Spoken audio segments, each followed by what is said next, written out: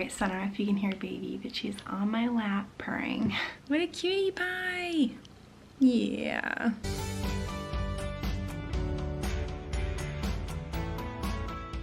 Alright, so today I wanted to talk about my dry eye test that I had done at Johns Hopkins. They were testing for Sjogren's syndrome, and so I'm going to go through the whole test today, my experience with it, because I absolutely cannot stand people touching my eyes. You know, I've talked about this before. I have so many health things, so many health issues. I've had so many procedures and stuff done. I live with constant pain, but the one thing I cannot tolerate is anybody touching my eyes or my teeth.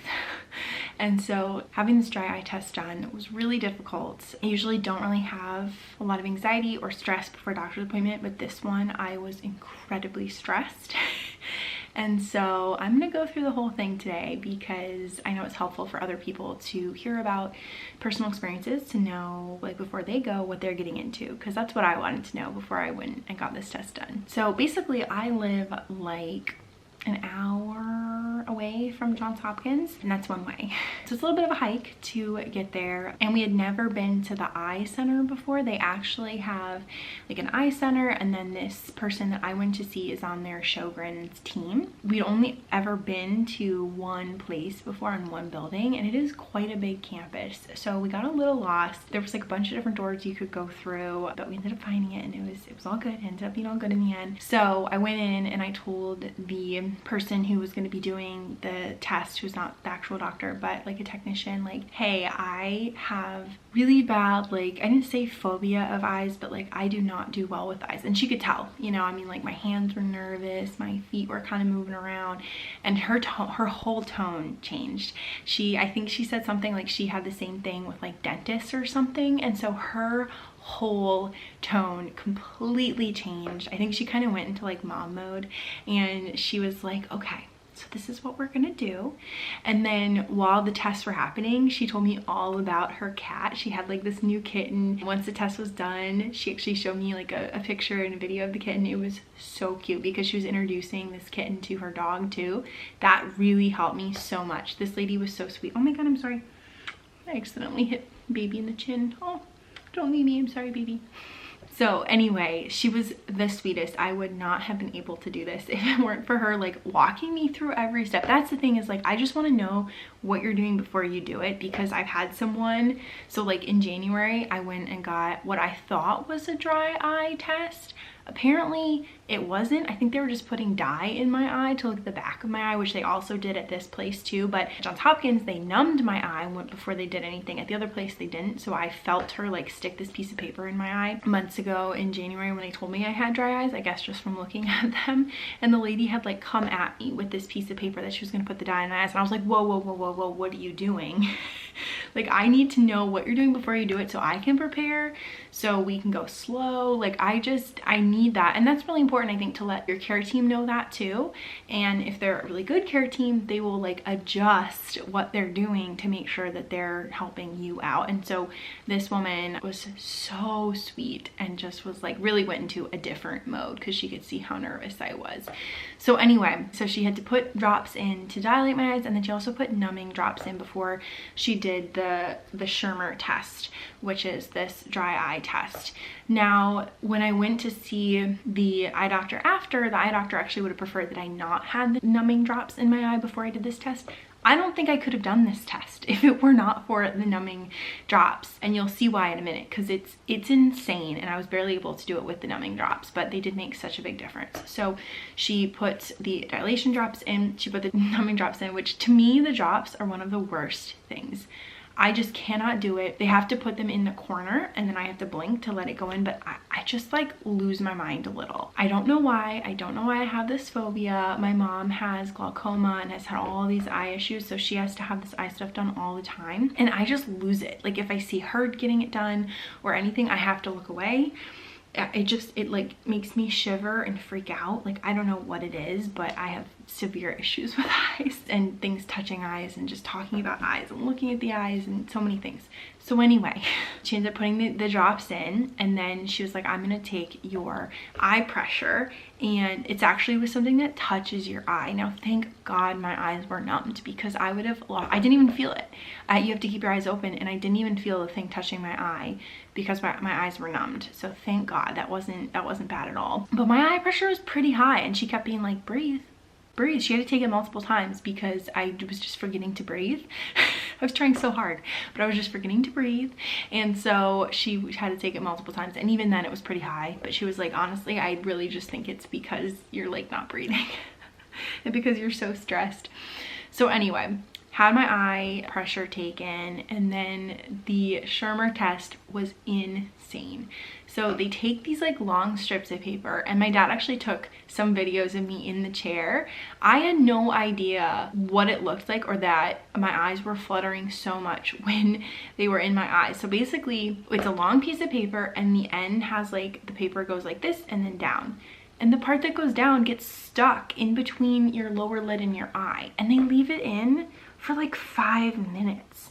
Now, I didn't know how long she was gonna leave it in for when she put it in. She was like, okay, we'll just leave it in there for a little bit of time. So then she was talking to me about our cats and stuff. But without the numbing, there is no way that I could have left this in my eye for 5 minutes. And my dad, I'll insert the video here. I had no idea that my eyes were fluttering so much with these pieces of paper in them, or between my lower lid and my eye. I was starting to get really antsy towards the end of like what I assume was 5 minutes. It went on for literally ever. Okay, I just Googled it. It is 5 minutes. I knew it. I knew I wasn't exaggerating. So yeah, they literally keep this in for 5 minutes, which is just wild to me. So after the 5 minutes, she took it out. It goes from like 1 to 30 or 34 or something like that. One of my eyes was a 10, so low, and then another one was 5. Now anything less than a 5 is automatically diagnosed as Sjogren's. So I was borderline, and then when we saw the doctor later, she said, I think this test you would have had even more dry eyes if they hadn't used the numbing drops. So she said going forward, like, we don't want the numbing drops when you have this test done, because the numbing drops can add moisture to your eyes. So that was like really disappointing here, because I never want to do this test again, first of all.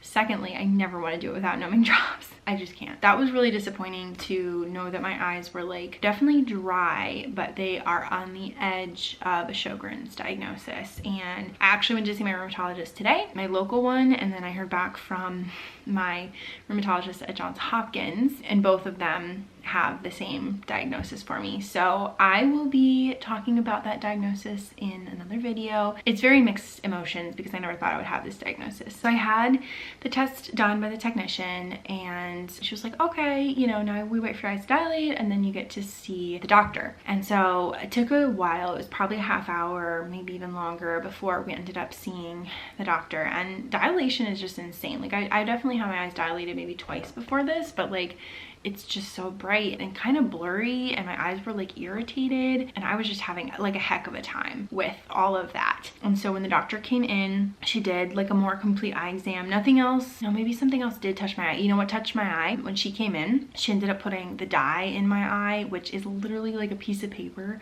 that they stick onto your eye, and then it like puts the dye in your eye, and they had to do that to see my cornea or my retina or something. I don't know. This test now has been, it's probably been a month since I've had this test. I just haven't had the energy to record a video about it, so the details are a little fuzzy. But she had to touch my eye again, and then they did all these other tests, and she said like really in general your eyes look pretty good, because I've also had strobing lights on the inside of my lids the last couple months. When I close my eyes at night to go to bed, literally strobing lights will be there, and it's really distracting. It's really annoying. Like I just want to go to bed, and suddenly there's a rave on the inside of my eyelids. Like, please everybody calm down. And she was like, usually like I think it's like your cornea or your retina detaches or something, and then that can cause the strobing lights. But she was like, your eyes look fine. So like we don't know why I'm having that strobing thing, but she said, you know, your eyes look pretty good, except your oil glands are like kind of clogged or something. So she suggested I do, no, she didn't suggest, she said if you don't do this now, you're gonna have to do other things the rest of your life that,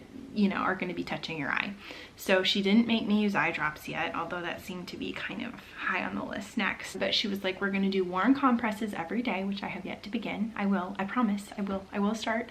I've just had a lot of new things that I've had to start in the last month, and I can only do so much.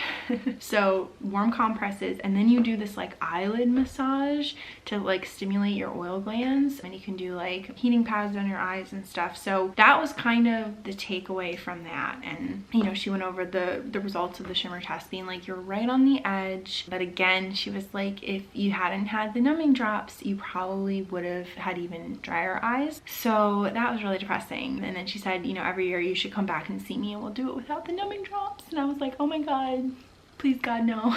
Yeah, I just really never want to do anything with my eyes again. So I'm very motivated to do things now to prevent having to like use eye drops or do anything with my eyes in the future. So I'm definitely gonna do warm compresses starting soon, and then like some sort of lid massage. I don't know, just even touching my eyes, like you have to kind of go like this.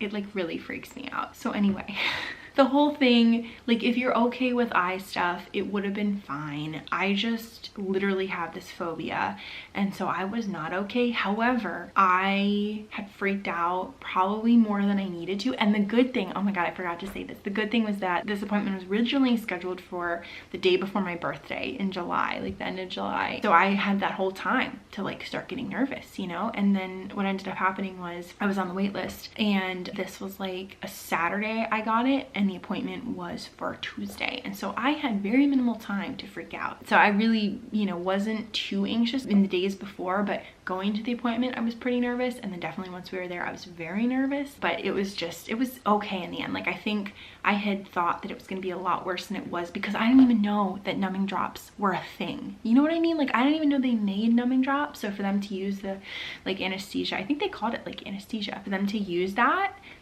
10 out of 10. Like, it was fine. It was fine, but it won't be fine if I have to go back and not use the numbing drops and do the Schirmer test. So overall, it was okay in the end.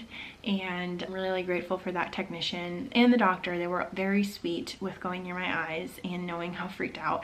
Because when I talked to the doctor about my like issues with eyes, she was like, oh, I bet the Schirmer test was really fun, wasn't it? And I was like, yeah, it's really hard. But yeah, she was very sweet. So it all went well. Another funny thing that happened was like when we were about to leave, I was like, oh, you know what, I'm gonna go use the restroom. So I was walking down this hall and I like tripped in the hall, and I was like, ooh, I hope nobody saw that. And then my dad said something, you know, he like commented on my tripping, and I was like, oh no, somebody saw it. Because just for the last year, my like gait has been weird. I've been very like easy to fall. I haven't fully fallen yet, thank God, but I've definitely been a fall risk. So anyway, I did not fully face plant. I was able to catch myself, but I was like, ooh, I thought I had gotten under the radar, but my dad had watched me trip down the hall. We're working on my balance.